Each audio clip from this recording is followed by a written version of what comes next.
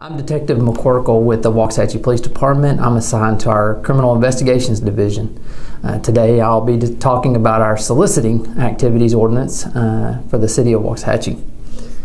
So our ordinance for solicitation has been around since 1950, and since then it's been amended a number of times, and most recently in September of 2020 we amended it to really accommodate our residents and address solicitors coming into our cities house to house. Now this is a lengthy ordinance, but it's descriptive and has plenty of definitions in it. A lot of people don't know where they can go to find ordinances, and I think it's important that we discuss where they could go to read it themselves. It's great hearing it from me and what all it involves, but I want to educate the public on where to go. They can go to the city website and go to the Departments tab, and on the Departments tab it'll have a section for ordinances. That links you to a third party, Municode. Municode contains ordinances for many of the agencies or municipalities all across the U.S. So all our ordinances, from soliciting to even building of structures here, are all contained within there. They can go to Chapter 23, Solicitation Activities, and read all about this particular ordinance we're going to discuss today. Again, my goals or objectives here are to identify and discuss that particular ordinance. We all are probably familiar with solicitation, and throughout our lives have seen somebody come to our home, maybe to sell magazines, maybe a vacuum cleaner. I think at one point in my lifetime I've seen somebody selling window cleaner. Different reasons. Even most recently with the hail damage, we're seeing potentially roof companies come in to do some of that. Now, it gets important in the definition. Some business can be done outside of the home and then brought to the home. That's not what we're addressing here. We are addressing people who are canvassing door to door, knocking and addressing the residents of that home. We're not talking about appointments being held at the home. We're not talking about business that you've done outside the home and then calling somebody to it. Now, we have identified what ordinance that we're going to talk about, but where also you can locate it on the website. And this particular ordinance, there's a lot of definitions, as I discussed, and they wanted to consider all scenarios possible from the different vendors that are out there, whether it's a large organization or whether it's a charitable organization. We do have a process for those organizations that are in it for monetary gain. For those that are going to come to your door and they want to sell you some type of particular item, for whether it's for cash or for payment, there is a process, and it's an application process, and we're going to discuss that. There is an application that needs to be filled out, and it would be completed here at the police department. We are tasked with going and completing a background check on that particular person who wants to be a solicitor. We're tasked with finding out what they're selling, completing fingerprints, taking a photograph. And once we take that photograph, ultimately we'll create a permit that they will keep on their persons. Now, we also provide them a list of rules, and those rules outline when they will be soliciting or when they're allowed to solicit, and anything outside of that becomes an offense, such as the hours and rules, Monday through Saturday, sunrise to sunset. Now, there's some holidays in there that are not included. New Year's, no Sundays are included in that. July 4th, Labor Day, Thanksgiving, Christmas Eve, and Christmas Day are all days included in not being able to solicit. Now, back to the application, there is a fee that they have to pay, a $35 fee. Now, this is for the solicitor who comes in and wants to obtain a permit. We're going to vet that business and make sure that they've done well in other places that they've solicited. We're not just going to assume that they're going to come into our city and treat our residents the best. So we're going to make sure we're approving people who have a good rating as an organization. The application and the permit are only good for 30 days. After that, they'll need to return to our police department where they complete the application process again. So now there's no guarantee that that permit will be renewed. There's circumstances that change, and again, people can go on the website to look at the ordinance and it's in its depth to see what all we look at. Now let's talk a little, now that we've talked about the application and the solicitor has the opportunity to go out and solicit door to door in the public, what is it that not only the resident at the home should be looking at, but the solicitor themselves? A solicitor coming to a home should be identifiable.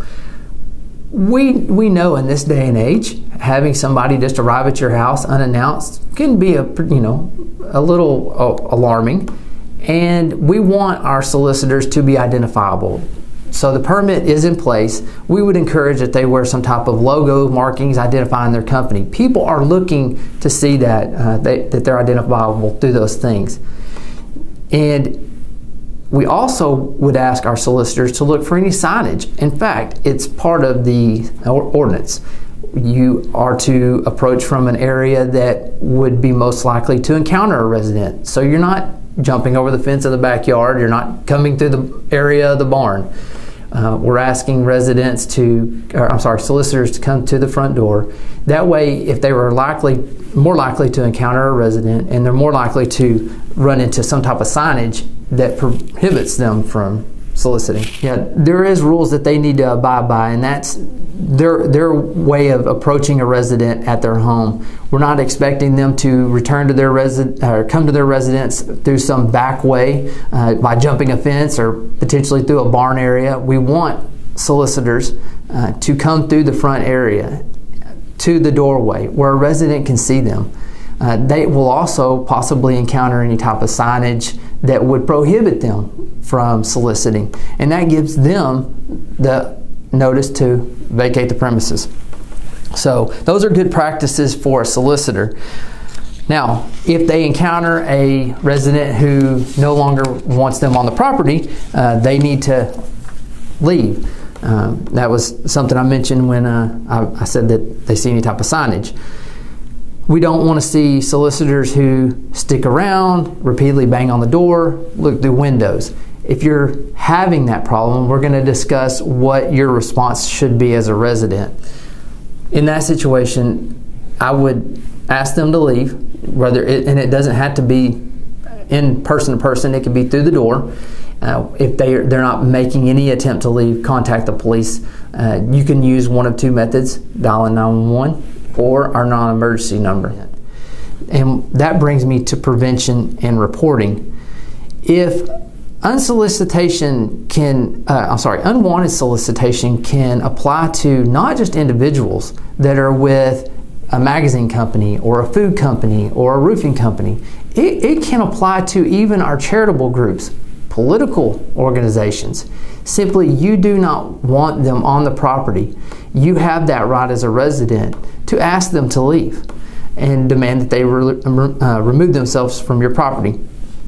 Now, if it's posted in there and they remain on the property, it is an offense, and it's something that can be cited, and we'll talk about that here later on. Again, give the solicitor a notification through signage or verbal. Post that signage at the front of the property, in or around the door, around the sidewalk area, and the ordinance goes into the sizing of the letters that the prohibited sign should be. So make sure you take a look at that to determine, hey, what should I look for on this sign?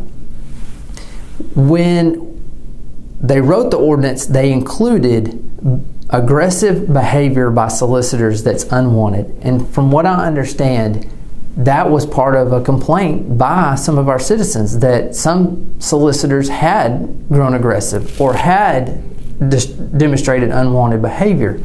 And in the ordinance, it talks about solicitors who are following people or blocking their path, or even going as far as yelling or screaming. All are noted in that ordinance as part of an offense. So we're picturing a solicitor, we're wanting a solicitor who's going to come to a home, be professional, and then abide by the rules that we've set for them. We have had instances with solicitors not going by the rules. They're, again, subject to their permits being revoked and removed, and they'd have to reapply all again. Officers have responded in the past to solicitors for being in a location without a permit or potentially having aggressive behavior and had to address that. Now, there are penalties involved in soliciting without a permit or going outside the rules that we've set forth in the ordinance. And a person can be punished by a Class C misdemeanor, $500 fine in our courts. Ultimately, a citation could be issued.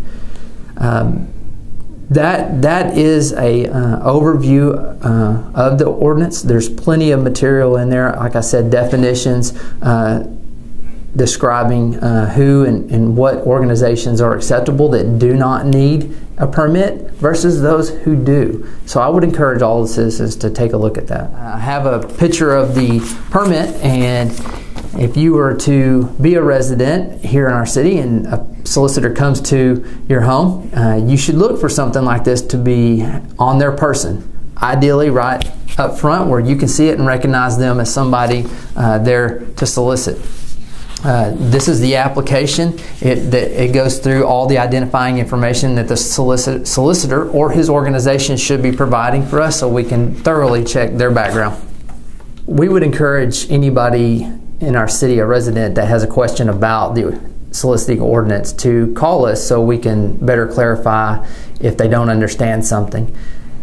We can be contacted at our non-emergency number, and it's 469-309-4410.